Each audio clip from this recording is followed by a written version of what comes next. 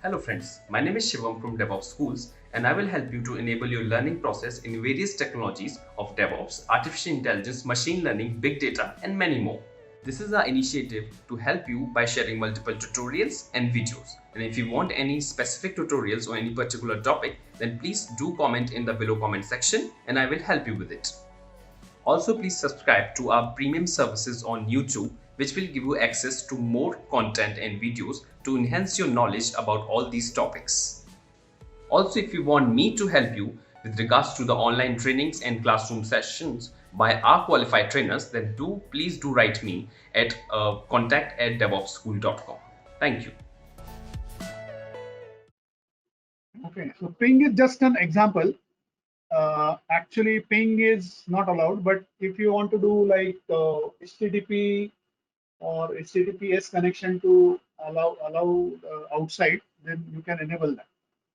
But I'm just giving an example so that I'm just able to ping. I mean to say it's outside. Earlier, this was not happening because there was no route to the internet. Okay, so NAT is network address translation. Those who are not from, they don't know what is NAT, network address translation. So in this case, the NAT gateway is working as a one-way traffic. So the traffic has to be initiated from inside. Then only it will go out and reply will be allowed. Okay. So internet gateway is giving you both-way traffic, but NAT is giving you only one-way traffic in this scenario. Okay.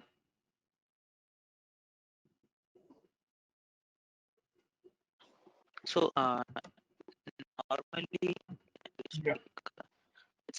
it would be the one-way traffic, Voice, right? Like voice. Yeah. yeah, NAT is the NAT is private. network. Yeah.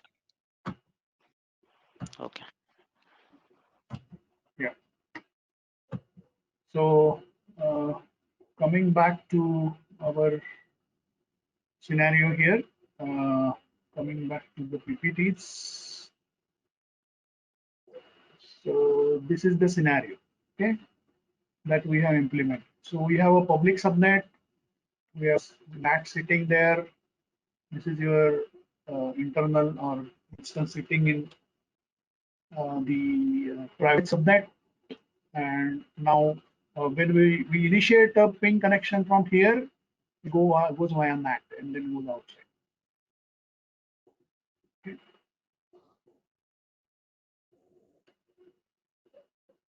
Everybody is clear about this scenario.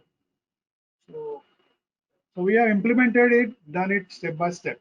I think most, So almost all the concepts use will of be the clear to use you. of this, yeah, the use of this is actually if in private network there is a database. So Ah, right. like So, if any user, if any traffic is coming to that, it will come through the public instance. If this database wants to update, so it will go ah, via NAT, outbound by NAT, via right?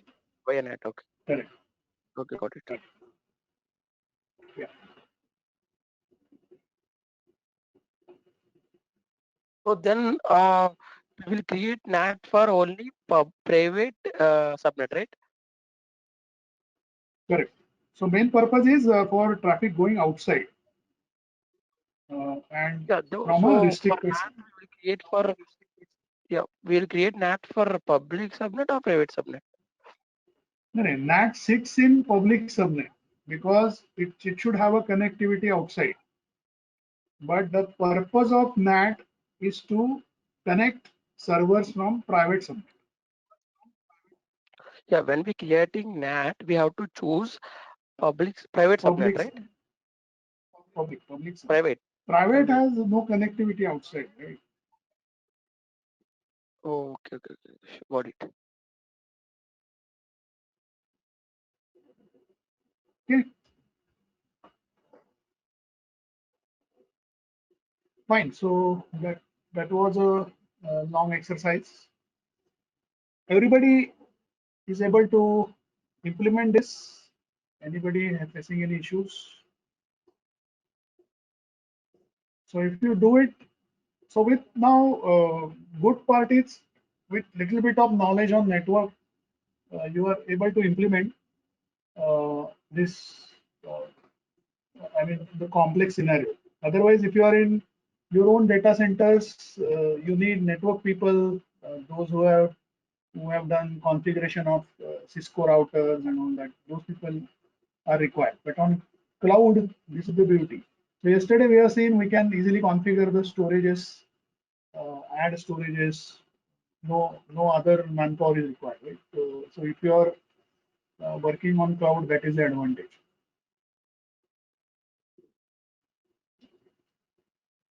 Okay. So we just discuss the connectivity part. So meanwhile, Sorry what to you can do? interrupt you. Yeah. Shrikant, sorry to interrupt you. So I have connected like a private subnet instance from the public subnet instance. Okay. So after it Okay. connected, why I can come back? If I closing that, everything is getting closed. So I'm unable to come back to public subnet from that RDP. No, I think no. That is that RDP session issue. Uh, Uh-huh. when you go here, no, yeah. So I think here you will see the other one. So there are two. Okay. No, got it. Yeah, got it. So when you, yeah.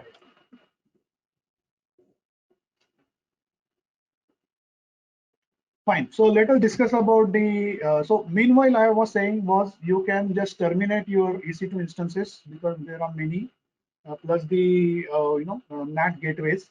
So kindly terminate the NAT gateways also. These are heavily built. So you can, in the meanwhile, till we discuss this connectivity part, please go ahead and delete all your uh, instances.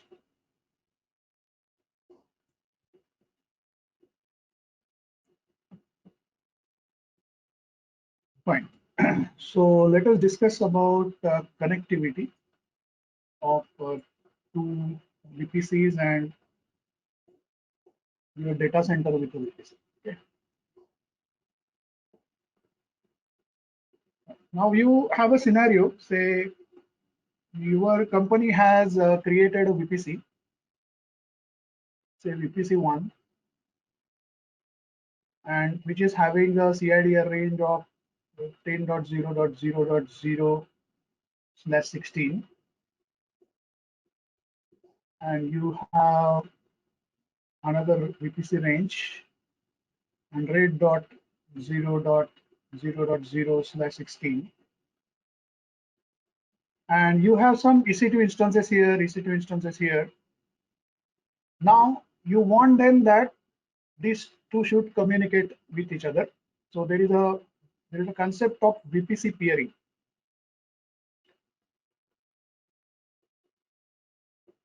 So you can create a VPC peering interface, and then your two VPCs will communicate to each other on the AWS backbone network. Okay, so AWS backbone network, they will communicate.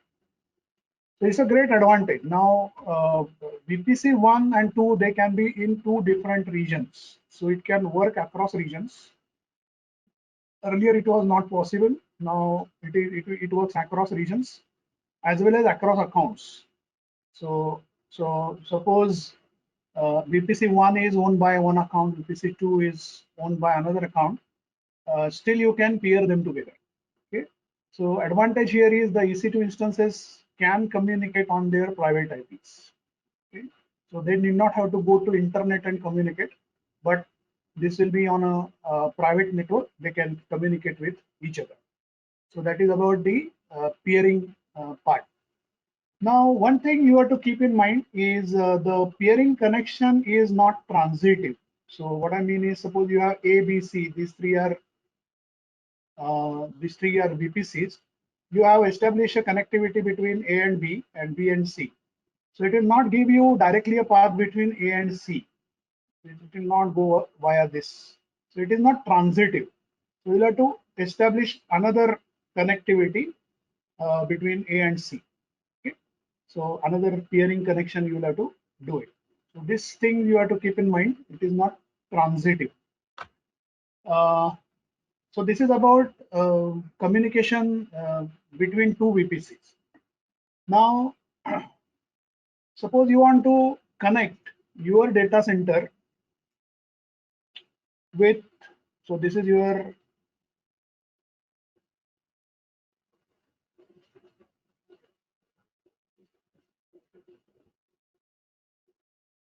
Fidelity data center,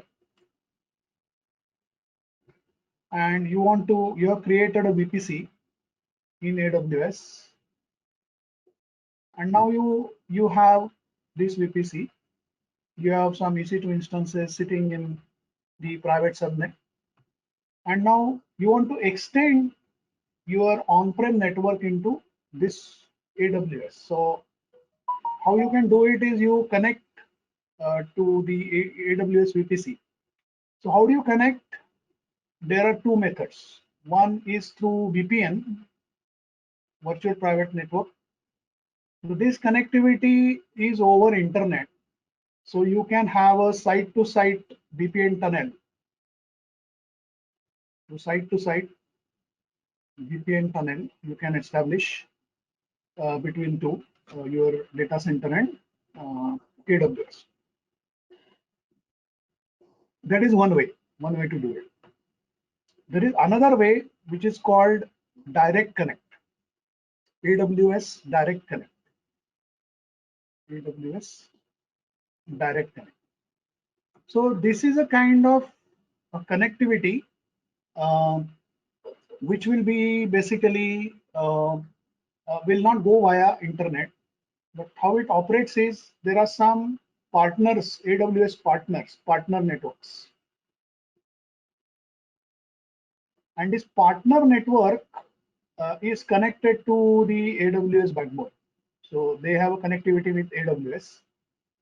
Now, when you raise a request for AWS Direct Connect from your data center, one equipment will be placed by the AWS partner at your premises, and a line will be extended to the partner network.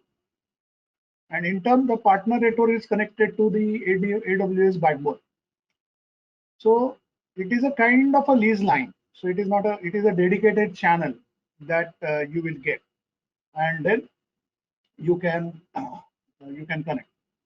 So for large setups, and if you want very reliable connectivity, then AWS Direct Connect is the option. If you are okay, you are having good bandwidth internet connectivity already established, you can go ahead with site-to-site VPN. Now, for establishing site-to-site VPN, there is a hardware router that is placed at the customer end. So there are many Cisco or Juniper routers which are VPN capable. Those need to be placed, and then a tunnel has to be established. So on the VPC side, instead of the internet gateway, it will be called as a virtual private gateway, VPG. So again, it is a virtual device that will be that will get provisioned here in the VPC, and then you can establish the VPN tunnel part. Okay, so that is about the connectivity. How do you connect your on-prem with VPC? Okay. So let me just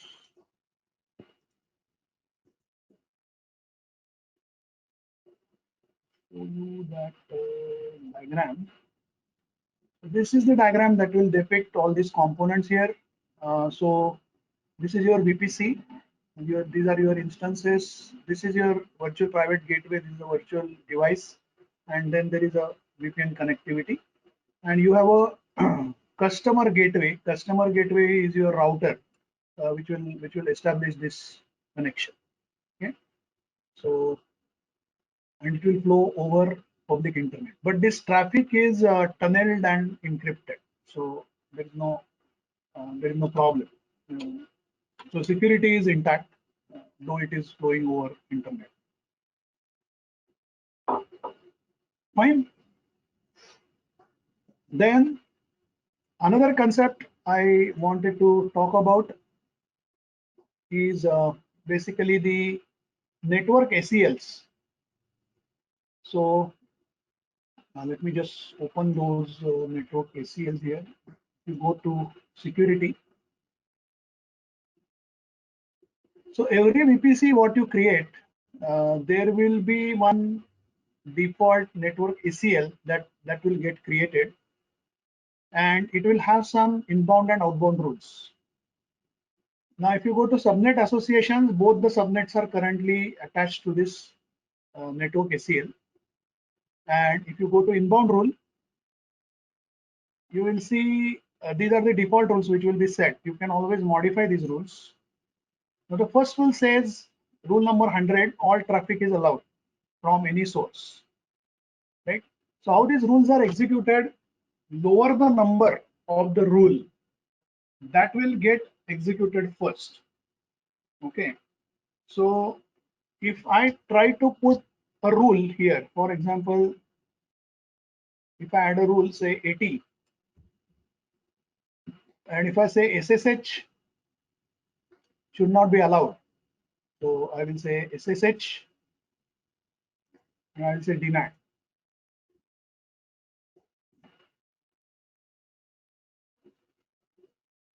So this will put the rule before the 100 rule, and whenever the SSH traffic comes in, it will be filtered out. Okay, fine. So this is another way to restrict traffic. Now this rule will actually overrule whatever you have put in the security groups. So what do I mean by that? I will just show you the diagram of the hierarchy of the security. So this is the diagram that will clarify your concepts. So this is the VPC security what we have got. Now here there is an internet gateway. So traffic comes in via internet gateway. This is the router what we talked about. So for within VPC there will be a virtual router. Then you have the routing table. So we have dealt with this. We have created this. And then the network ACL. So network ACL actually sits before the subnet. So it is associated with the subnet. Now, if your rule says, say rule number 80, what I have created just now, if it says that SSH traffic is denied, then what will happen? This traffic will never reach the subnet. And these security group rules are just before the instance. So even if security group says SSH is allowed, this traffic will be dropped here itself. So it is not going to reach the subnet. So this is the hierarchy. So if you have the SSH traffic dropped, getting dropped at network ACL layer, security group will not receive that traffic at all.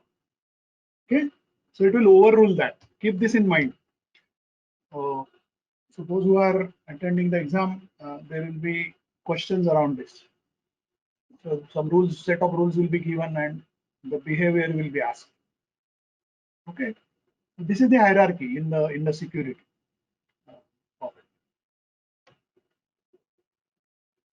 Okay, any questions?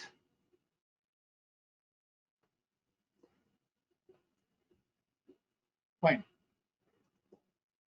Another concept in VPC is that of a VPC endpoint. So what is that concept? Endpoints.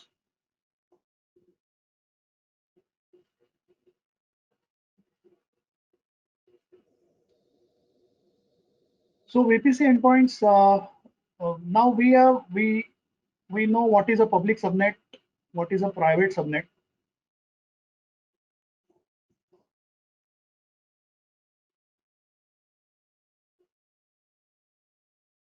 Now in the earlier exercise, what we did, we created a EC2 instance in private subnet, and when the traffic wants to, we initiate traffic from this, and it wants to reach outside, we provided a NAT gateway, right?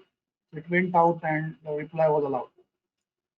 Now what are VPC endpoints? So VPC endpoints are basically every service within AWS. Let it be S3, let it be anything, DynamoDB or EC2. All these things, they have an endpoint, and there are different endpoints for the region. So essentially, when you are accessing these services, you are accessing them over an endpoint, and these are public endpoints. So that means that these are accessible over public internet.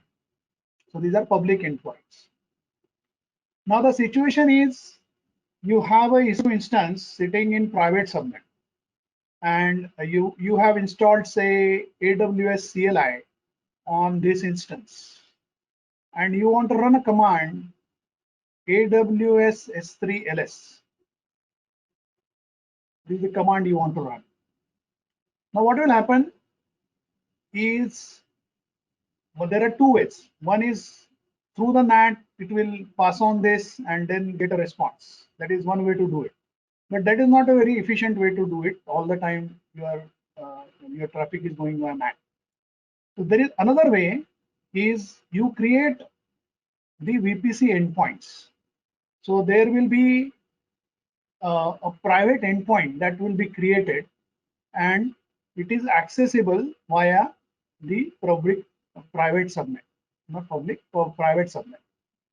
So instead of diverting your traffic over internet, this will be basically through a private endpoint. Okay, so that is how the VPC endpoints will function. Okay, so we will not be creating an endpoint, but I will just show you how endpoints will look like. So here, if I want to create an endpoint, so it will ask me. So these are the different services. So I will just say S3.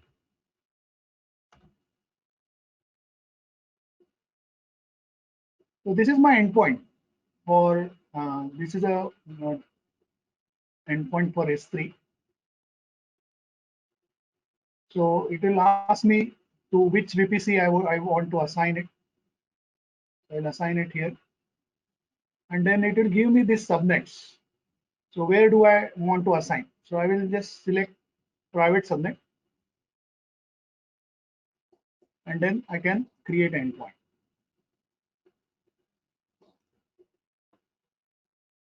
Okay. So fine. So now when the EC2 instance sitting in private subnet need not have to go via NAT or via internet, but it can communicate with this endpoint. So depending upon service, there will be different endpoints. So which services you want to access through the EC2 instance in sitting in private subnet, you can create those many endpoints. Okay, so that is the concept of an endpoint. Any questions on this? Like this endpoint is useful to connect outside the AWS or what? So No, like for the connect,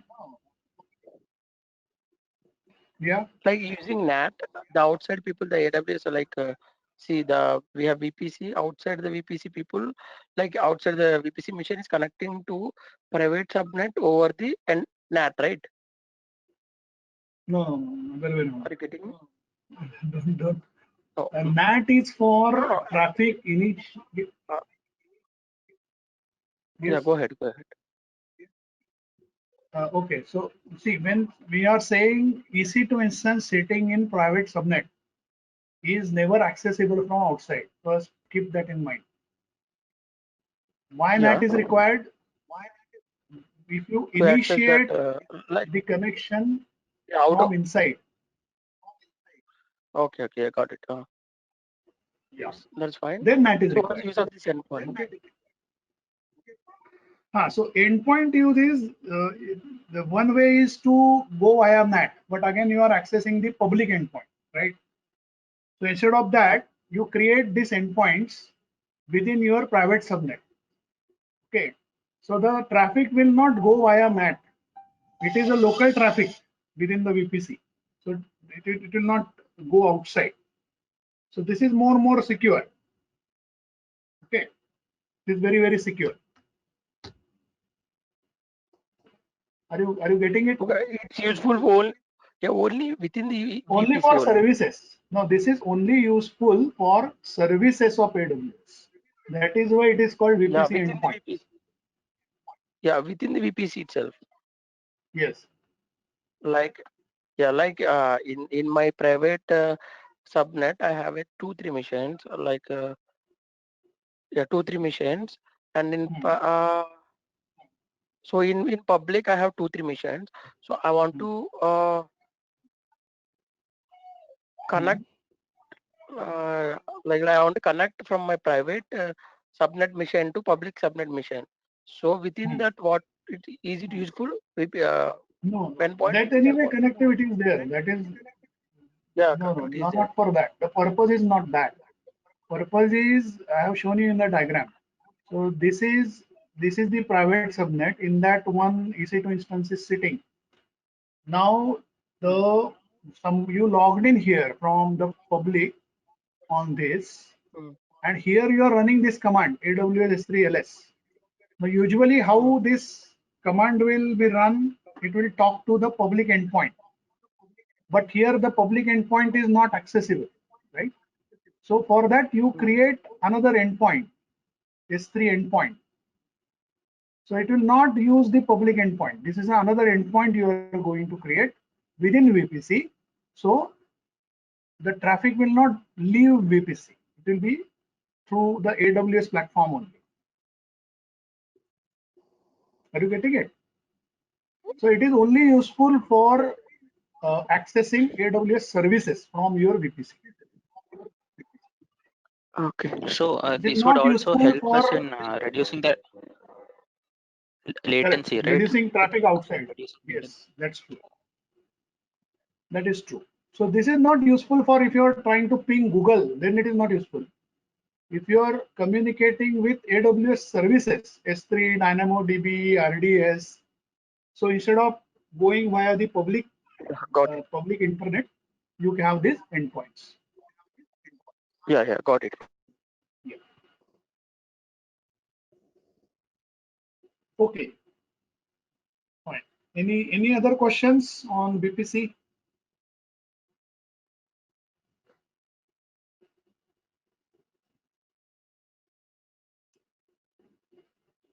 Fine. So those are so VPC peering is one. If you want to connect your data center, then there is a VPN option is there, or you can have a direct connect. Okay. So I think so. All of you have deleted the. So there are some NAT gateways here. Oh, no.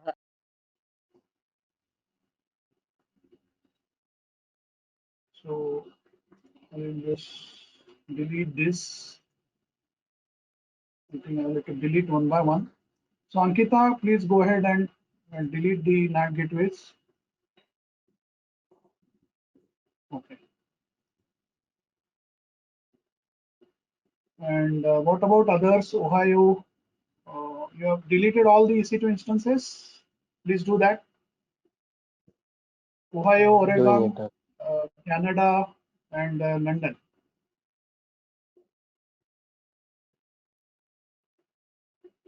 So these are So mine, I guess. will they charge for routing tables is also? Will they charge for Routing routing tables are tables not here? charged. No, routing tables are not Okay. charged. Even the subnet what you create are not charged.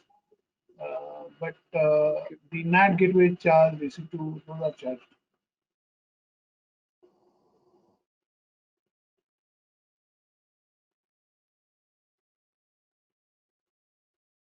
Fine. So that is about VPC.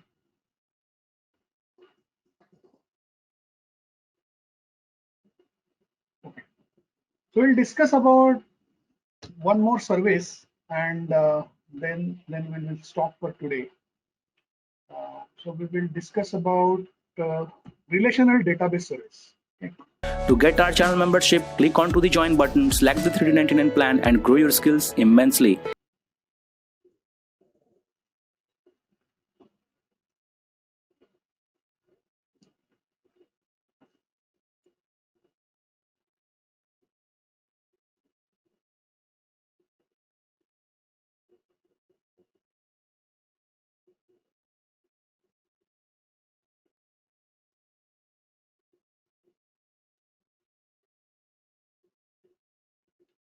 So relational database service. Now, if you want to run a database server, so in your data centers, how you run it, you basically take a physical box or a virtual machine, then install the operating system, and then you install your DB file, I mean the bin files, the software, DB software on that DB software, and then you create the database on top of it, right? That is how you do it. So you are responsible for managing everything. You manage the backups, you manage the patches and everything. So this is one way to do it. So in AWS also you can take a EC2 instance and manage it end to end. So that is how we can do it. But there is another way, that is go for a managed service, that is relational database service. So what you have here is basically all the underlying layers, that is the operating system, the software for the database, then backups, and the minor version upgrades are all managed for you by AWS. Okay, so these are all taken care by AWS. So what you get, you don't get a OS access. OS or everything is managed for you by AWS. What you get is an endpoint for the database instance. So this is your DB instance. And once you create it, a DB instance, there are various engines which are supported in AWS. So there is Aurora, that is their own engine, MySQL, PostgreSQL, MS SQL, Oracle, etc. So there are various engines supported. I will show you that. And once you create a DB instance, all the underlying layers, OS, everything is taken care by AWS. What you get is an endpoint. So endpoint is like your URL, and your clients can communicate on this endpoint. Okay, so they will be able to communicate on this endpoint. Now, when you create your DB instance, there are two configurations which are supported. So not for all engines, but most of the engines. And the first configuration is called single AZ. So it means that there will be one DB instance that gets created in one availability zone, 1A. Okay, this will be a single AZ, or it is called as test and development setup.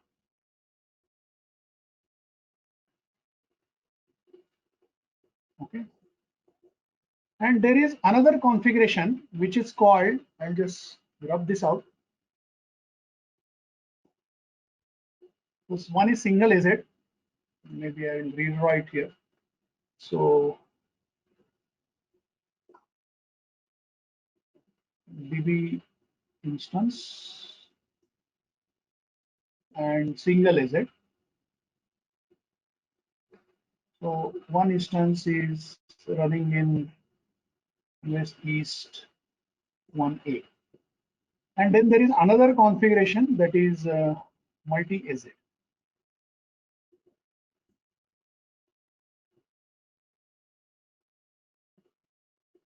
So what happens here, there are two DB instances which are created. One is primary, and then there is another instance which is secondary.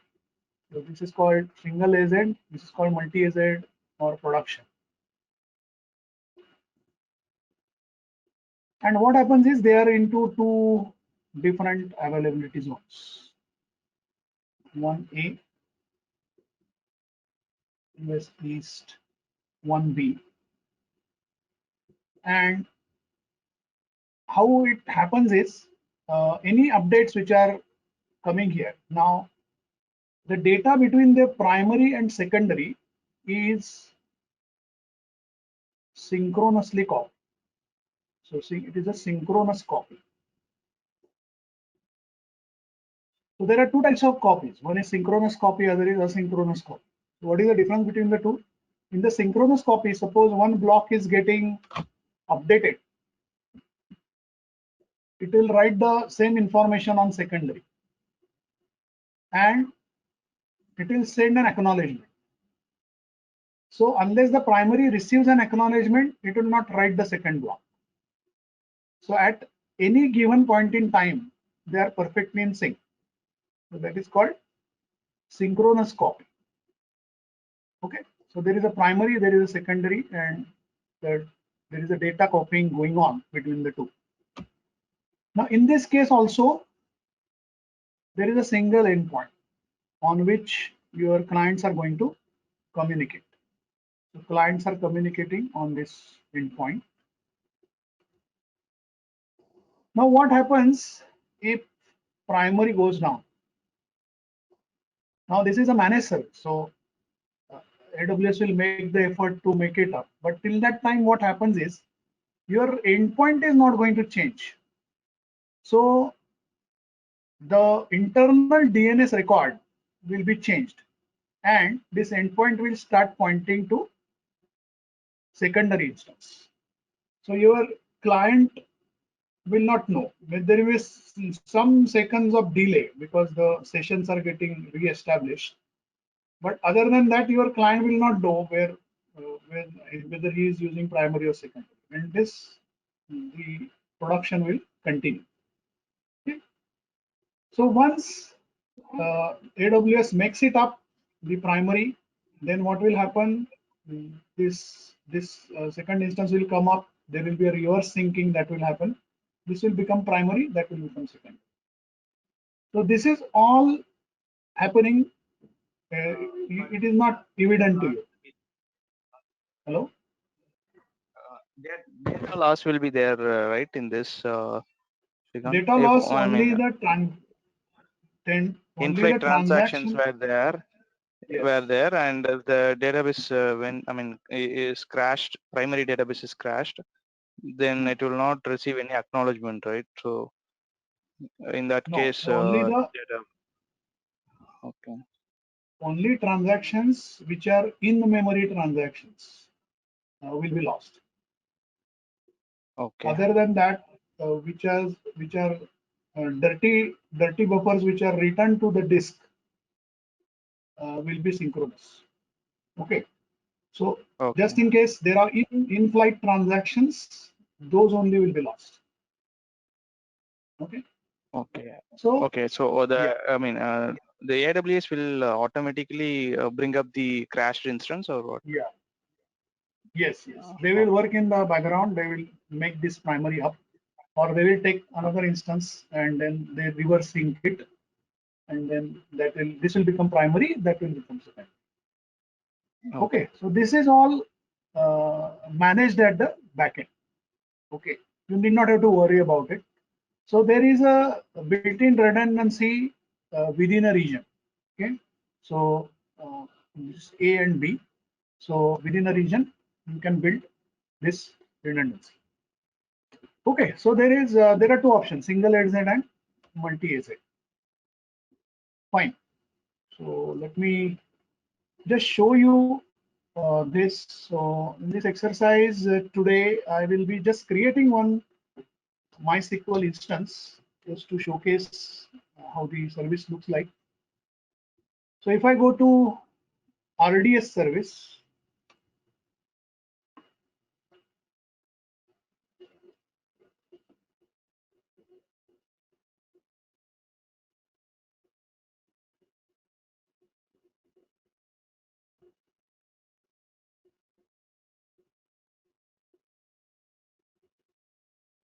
so if you go here, currently there are no databases. So I'll just create one. Okay, so here, if you see, these are the various engines supported. Aurora, Amazon Aurora is their own engine. So that is either there is a choice. You want to make it MySQL compatible or PostgreSQL compatible. The way Aurora operates is a little different. I will explain that. There are a couple of slides on that. So the storage part, it is handled differently than the normal engines. So suppose if I go to MySQL, and now here, this is the community edition, this is the version. And now here, if you see, there is a production. So this is basically the multi-AZ setup. Development test, it is a single AZ setup, single availability zone. And then there's a free tier. So if I select free tier, by default it will create a single AZ setup.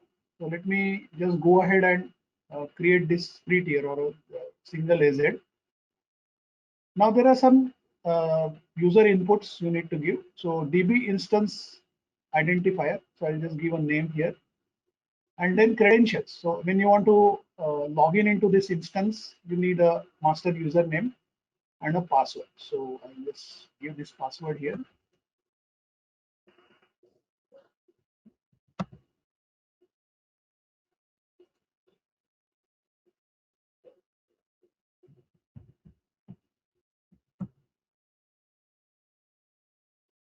Now DB instance sizes. Now here it is talking about the underlying hardware, right? Only here we are giving the specifications. Otherwise, the operating system, everything is managed at the backend. Since I have selected the free tier, then only DB2, DBT2 micro instances enabled here. If I go for any other option, then this will be highlighted, and then I can select any one of these. Well, for time being, let me select this T2 micro. Storage is 20 GB, and on the fly it will be added if there is a more need. So if you see here, minimum is 20 GB, maximum is 16 terabytes. Okay, so that will be added. So enable storage auto scaling. So maximum storage threshold is this thing. So let us go by default. Multi-AZ is disabled because I have chosen it as a free tier enabled. Connectivity. Now I'm trying to create this in default VPC. You can also select your own VPC. Okay, but for this demo purpose, I'm just selecting the default VPC. And then I have these additional connectivity configurations. So here there is a concept of a subnet group. Now, what is a subnet group? It is a group of subnets. Now, subnets, you know much in detail. They are assigned to the availability zones. Now, the group of subnet groups is important when you are dealing with multi-AZ, because in the multi-AZ you need a group which will be consisting of subnets in different availability zones. For a single AZ, it doesn't matter, right? But I'm going ahead with the subnet group default, so I'm not changing anything here. Publicly accessible. So I talked about the endpoint. Now, if I say publicly accessible endpoint, means the endpoint what I get can be accessed from anywhere. But if I say no, then it can be accessed from within VPC. Okay. So suppose if I say yes, from my laptop also I can access that endpoint because it is publicly accessible. So let me go ahead with publicly accessible. And so like your EC2 instance, the DB instance will also have a security group. So let me just choose default existing security group. Let me just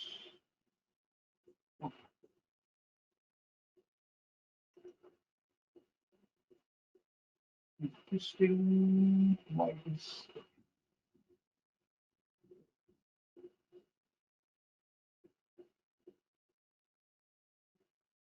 there used to be an option of additional connectivity features, subnet group, publicly accessible,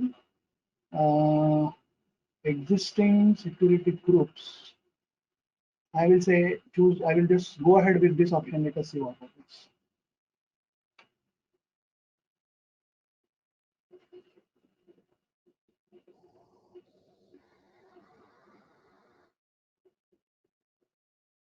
Okay, so when I say existing security group, I did not select. So it is going to create a new security group for this DB instance. So what is happening now? There are quite a few things happening in the background. So it will take one instance, EC2 instance.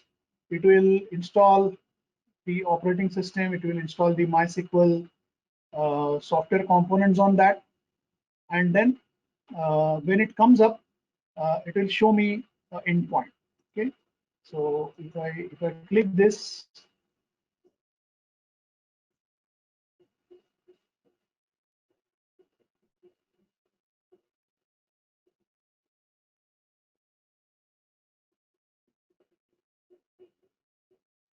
so when the correct when it is up and running, I will have this endpoint here. Okay, that will show up here. Okay, so I guess it has taken default security group. Okay, we will change this rules in this afterwards. Let it come up. Okay, so DB security group. Now I want to show you the connectivity part. So once it comes up, I will have this endpoint and port number. But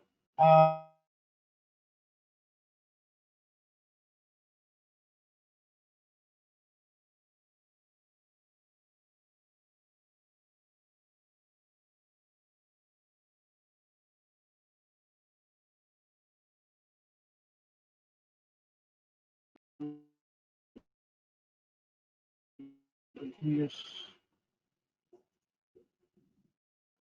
create one EC2 instance.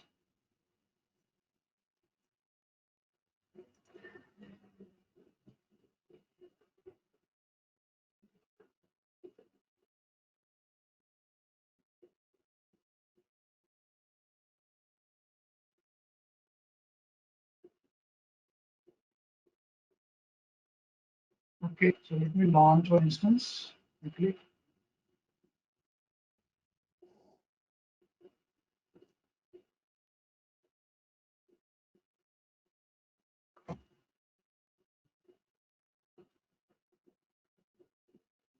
Okay, 32 micro. Configure, I will just go by, I will try to put it in default VPC. And yeah, so now I will say function name and I will say DB frontend. Security group, SSH is fine with me. I will just say launch. And in the August 10th, knowledge.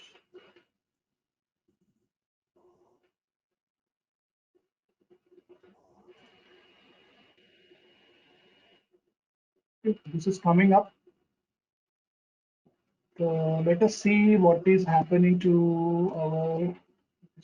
Lost my screen. So this is set up now. Now once it has come up, it is trying to back it up, and we have this endpoint now. On this endpoint, we can communicate. Okay. So let us go back to our EC2 instance and let us install the MySQL client on that first. So let me just go here and from here, let me connect.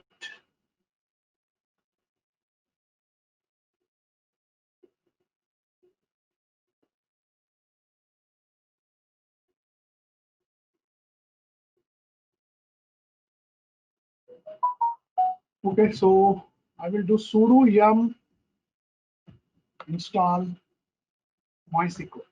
MySQL is the client here.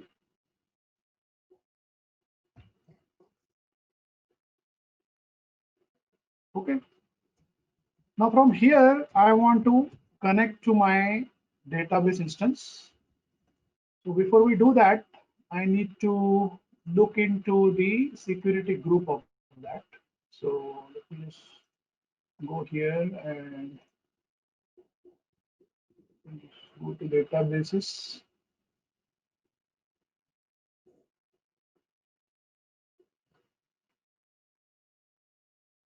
Okay.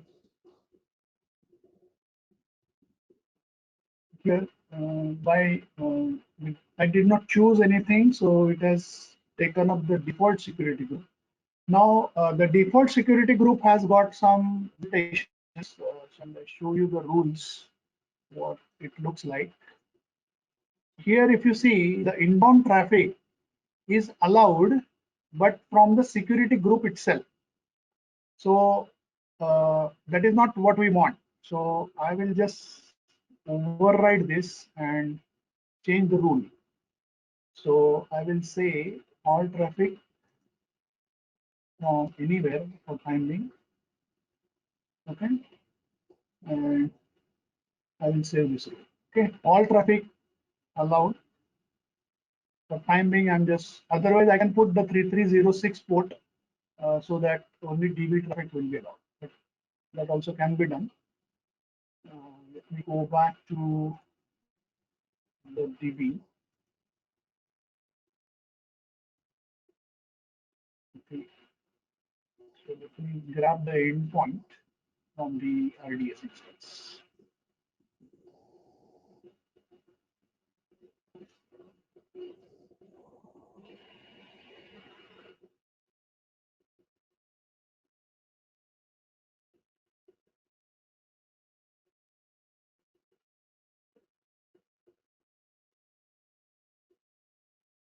Okay, so this is ready now,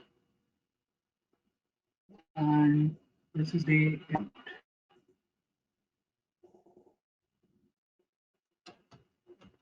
So let me copy that, and now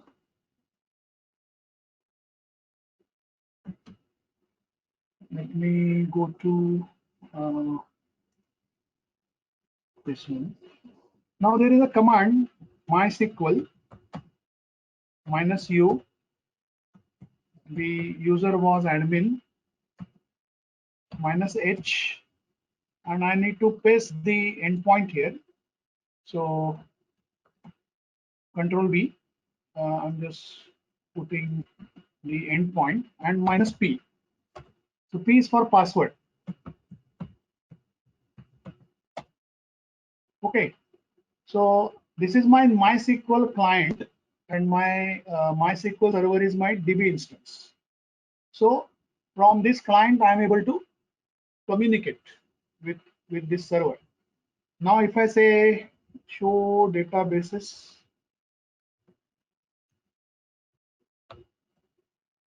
it will show me this.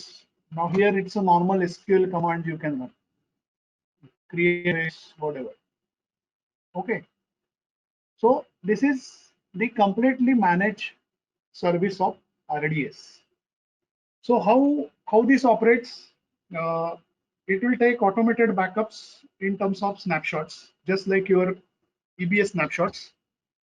It can do minor version upgrades. If you go ahead with multi-AZ options, then it will set up a primary server in one availability zone, secondary in another availability zone, and the data is synced synchronously between the two. Okay, so a lot of your Srikanth, the one time doubt. consuming tasks. Yes. Yeah, In go that ahead. security group, what was the protocol which we used for anywhere? Now, Was it currently, TCP? I have put, yeah. Currently, I have given all traffic, but I can restrict it to 3306 TCP. No, TCP only, right? Okay. Yeah, So TCP. This no, the connection which is made now, it is similar to our JDBC connection, right? Like how we make it, because we don't have Yeah, anything installed in the like client or something. correct, correct. So you can use it. Just I have connected from MySQL client. You can use anything as a front end. Okay. Okay, so this is how the service will work.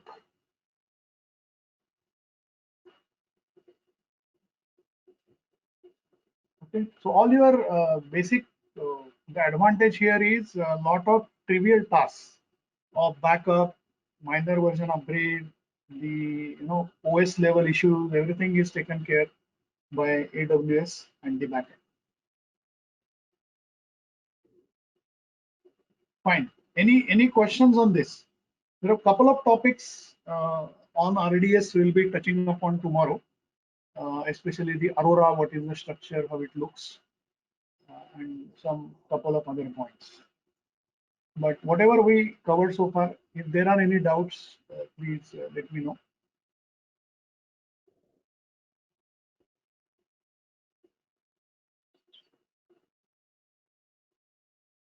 Fine. Sure, Sri. So yeah, so today let us do a quick recap what we have covered today. So we started our discussion with some of the S3 topics. The one was the replication, and what was the other thing? The lifecycle policies, how you can set it up, and you can take the transfer the files to AWS Glacier. That is the thing we saw in the morning. Then we have covered the auto scaling, we have covered the load balancer, then we have covered the IAM. Now you know how to create users under root, groups, what is the meaning of roles. So roles are used in 4 different ways. We have seen those topics, and then we have gone through the AWS CLI, ran a couple of commands. I have shown you the script how to automate certain things using AWS CLI, right? Then we did a detailed exercise on VPC. So we implemented the complete end-to-end scenario, step by step. And then lastly, we started with relational database service. Okay, so that is what we did today.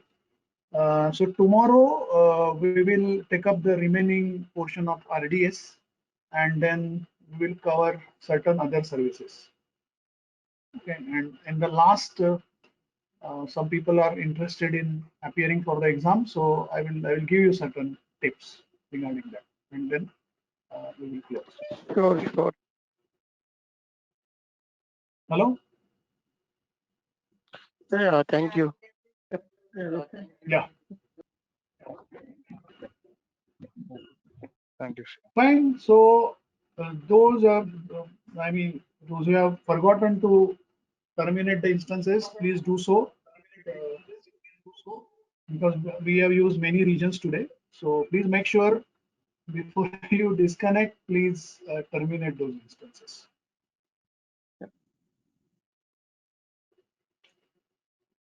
Okay, thank you all.